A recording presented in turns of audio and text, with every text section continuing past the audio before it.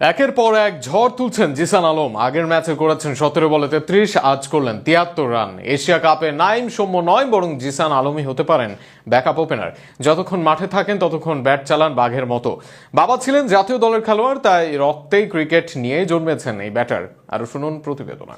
টানা 2 ম্যাচে ঝড়ো ব্যাটিংয়ে আলোচনায় উঠে এসেছেন জিসান আলম। আগের ম্যাচেই তিনি খেলেছিলেন মাত্র 17 বলে 33 রানের বিধ্বংসী ইনিংস।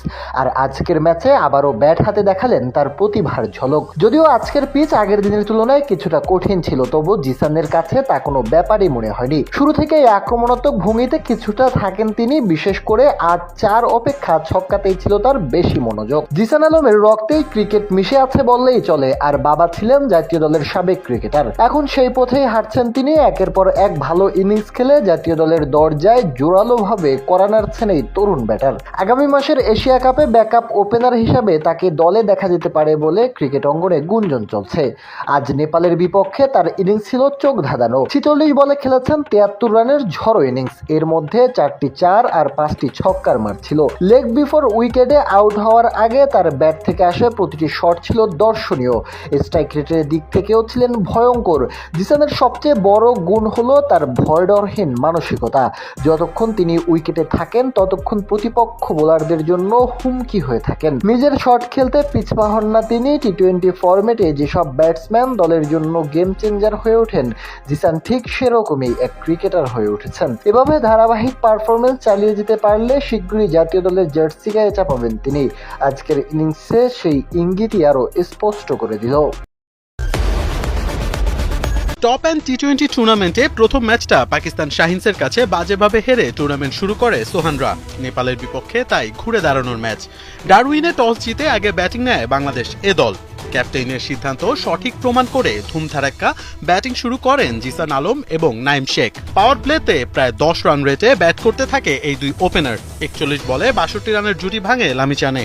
138 স্ট্রাইক রেটে ব্যাট করা নাইম থামেন 18 বলে 25 রান করে। আরেক ওপেনার জিসান আলম খেলছিলেন ধুমধারাক্কা ক্রিকেট। 4 ছক্কায় মাতিয়ে তোলেন গ্যালারি। নেপালের বোলাররা পাত্তাই পায়নি তার হার্ড হিটিং ব্যাটিং এর সামনে। প্রায় 160 স্ট্রাইক রেটে ব্যাট করে 33 বলেই তুলে নেন নিজের 50-50-র পর আরো আগ্রাসী ব্যাটিং শুরু করেন জিসান। একটা সময় মনে হচ্ছিল হয়তো সেঞ্চুরিটাও তুলে নেবেন, তবে ইয়াদাব তা আর হতে দেয়নি। 158 স্ট্রাইক রেটে ব্যাট করা জিসান থামেন 46 বলে 73 রান করে। 149 রানে 4 উইকেট হারানো টাইগারদের ব্যাটিংয়ের গতি ধরে রাখেন আফিফ হোসেন। একের পর এক বাউন্ডারিতে রান তোলেন টর্নেডোর গতিতে। 208 স্ট্রাইক রেটে ব্যাট করা আফিফ 2 রানের জন্য মিস করেছেন নিজের 50। নট আউট থেকেছেন 23 বলে 48 রান করে। জিসান আফিফদের ব্যাটিংয়ে ভর করে 20 ওভারে 6 উইকেট হারিয়ে 186 রান তোলে বাংলাদেশ।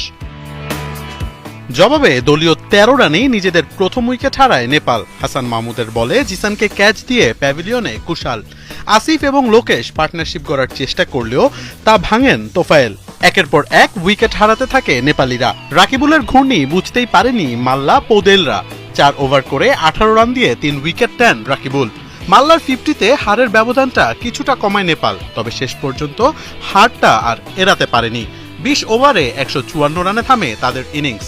বাংলাদেশ এ দল ম্যাচ জিতে নেয় 32 রানে।